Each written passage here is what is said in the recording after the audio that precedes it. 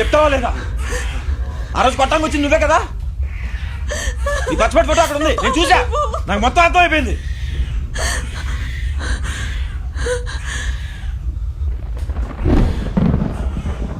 చెప్తావా పడేనా? చెప్పు. తప్పు చేస్తున్నావు. రే పాపను వదిలే. చెప్పు, ఎవరో చెప్పు. చెప్పనమ్మా. పాపని చేయరా. ఎవరో చెప్పు.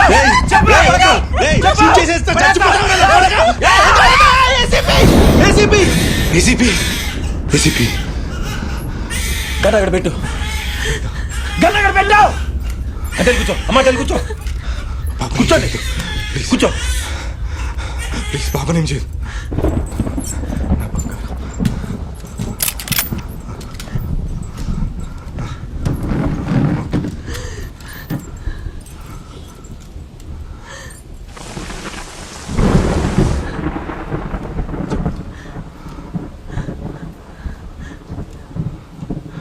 ప్రతి మనిషికి ఒక వీక్నెస్ ఉంటుంది.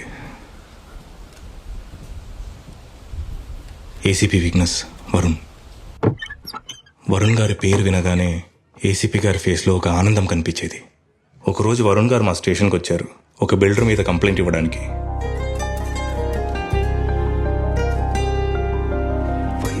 ఏంద్రబాయ్, పోలీస్ స్టేషన్లో మ్యాటర్ అంత ఈజీగా సాల్వ్ అవుద్దనుకున్నావులే. కాదు, ఎట్లయితుంది, ఇంకా ఎక్కువ అవుతుంది.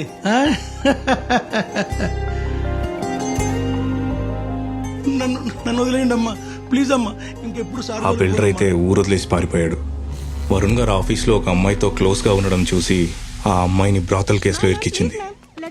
వరుణ్ గారిని పొందడం కోసం ఎంతకైనా తెగించేది. చివరికి వాళ్ళ పేరెంట్స్ని కూడా వదిలేసి ఢిల్లీ నుంచి వచ్చి వరుణ్ గారిని పెళ్లి చేసుకుంది. పెళ్లి తర్వాత తను ఏసీపీ అనే విషయం ఇంటి బయటనే వదిలేసేది. ఇంట్లో ఒక గృహిణిలా ఉండేది. ముగ్గేసేది, వంట చేసేది, కబుర్లు చెప్పేది, చాలా హ్యాపీగా ఉండేది. కానీ దేవుడు తన హ్యాపీనెస్కి ఒక చెక్ పెట్టాడు. సారీ అండి, మీరు కన్సీవ్ అవ్వలేరు. మీకు యూట్రస్లో సీరియస్ ప్రాబ్లం ఉంది. వీ ట్రైడ్ మల్టిపుల్ టైమ్స్ అండి. బికాస్ ఆఫ్ అప్లా syndrome it's not happening. Varun గారికి పిల్లలంటే చాలా ఇష్టం. పిల్లలు పుట్టరని తెలిసి రోజు రోజుకి డిప్రెషన్కి వెళ్ళిపోయాడు. వరుణ్ గారిని అలా చూస్తూ ఏసీపీ గారు చాలా గిల్టీగా ఫీల్ అయ్యేవారు. అలాంటి టైంలో ఒకరోజు వరుణ్ గారు అమృతాన్ని చూశారు.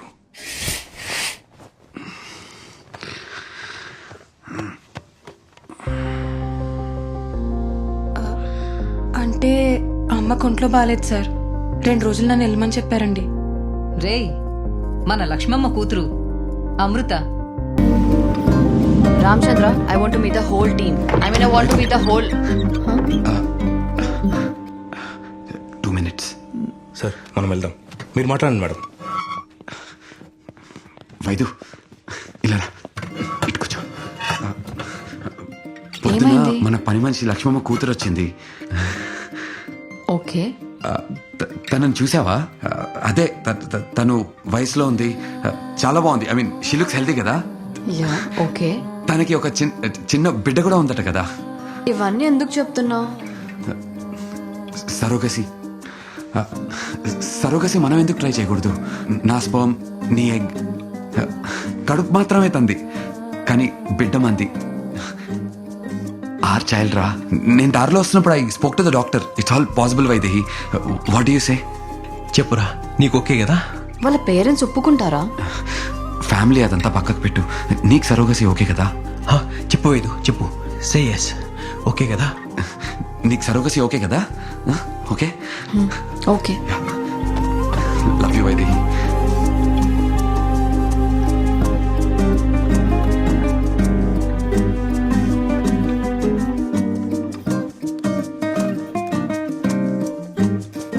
కంగ్రాచులేషన్స్, ప్రొసీజర్ సక్సెస్ అయింది. Thank you so much doctor.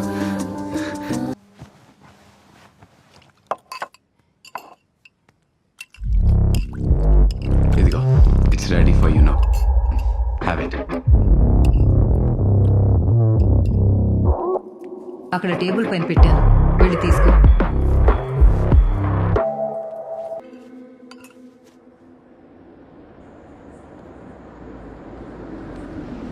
కారప్. Hi Vaidehi, ఏంటి ఇక్కడ?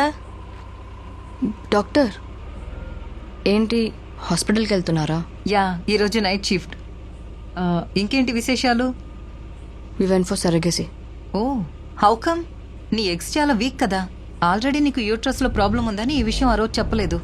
ఆ ఎగ్ అమృతది, కానీ ఈ విషయం అమృతకు కూడా తెలియదు. అది ఈ విషయం మీకు తెలిస్తే మీరు బాధపడతారని వరుణ్ మీకు చెప్పొద్దన్నాడు. ఆ అమ్మాయి ఆఫ్టర్ ఆల్ ఒక పని మనిషి, తనెంత, అందుకే చంపించేశారు. కానీ ఈ విషయం ఎట్టి పరిస్థితిలో వరుణ్ గారికి తెలియకూడదు. అందుకే ఎవరిని ఇన్వాల్వ్ చేయకుండా పర్సనల్గా నా హెల్ప్ అడిగింది. నాకు ప్రమోషన్ ఇస్తానన్నారు, పాపకి ఫ్లాట్ ఇస్తానన్నారు.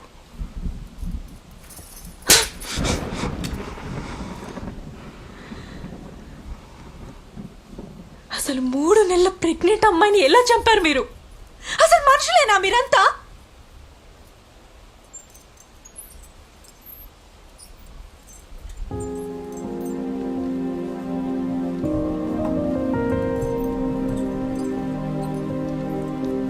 సారీ.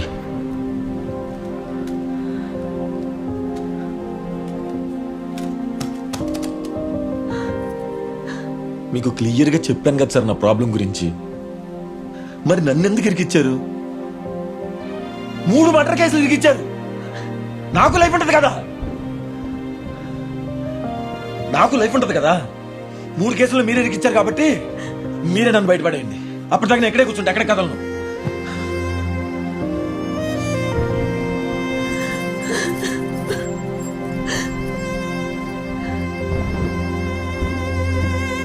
హలో నాన్న, వెంటనే వచ్చి ఇక్కడి నుంచి మమ్మల్ని తీసుకెళ్ళిపో. ఇక్కడే ఉంటే వీడి పాపం నా బిడ్డకు కూడా తగులుతుంది.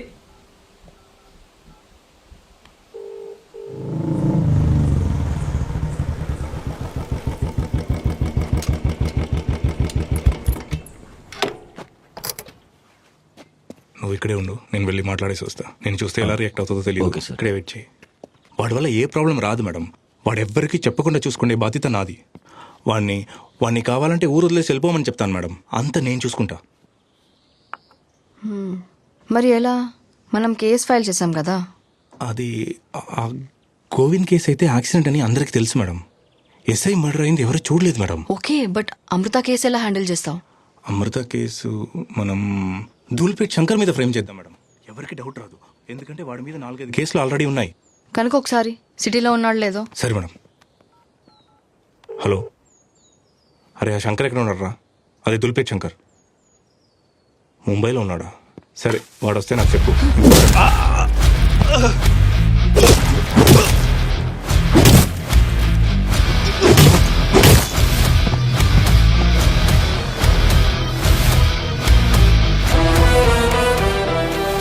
ఎవ్వరికి తెలియకూడదని చూస్తుంటే నువ్వు మొత్తం కథలు చెప్తావేంట్రా?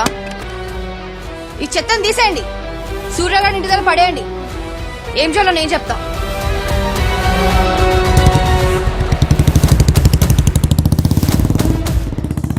ఇంకా ఎన్ని రోజులని ఇలా తప్పించుకుని తిరగలరా?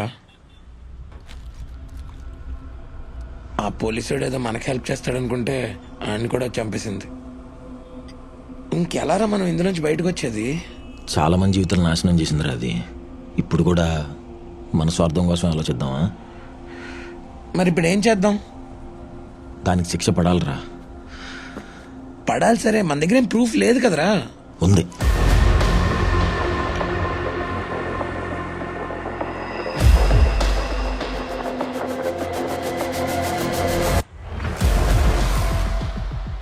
అరే సూపర్ రా, చెప్పి ఇప్పుడు ఏం చేద్దాం?